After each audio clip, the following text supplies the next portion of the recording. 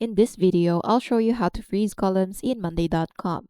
Start by opening the board where you want to freeze your columns. Once the board loads, look across the top row where all your column titles are displayed horizontally. These are the columns that contain your task information like status, date, people, priority, or timeline.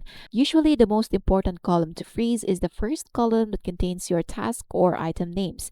But in this case, I will freeze the status column.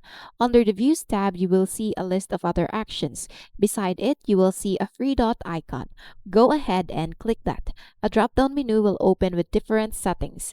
Click the option that says Pin Columns or Freeze Columns. After that, you just select the column you want to freeze. To test it, go to the bottom horizontal scroll bar and drag it sideways. You'll notice that the frozen column stays visible while the other columns move normally. This is especially helpful when managing large project boards because it keeps your task names visible at all times. If you want to freeze more than one column, repeat the same process for additional columns. You can also unfreeze a column later by opening the same menu again and unselecting the columns. Freezing columns helps improve navigation and makes large boards much easier to read and manage.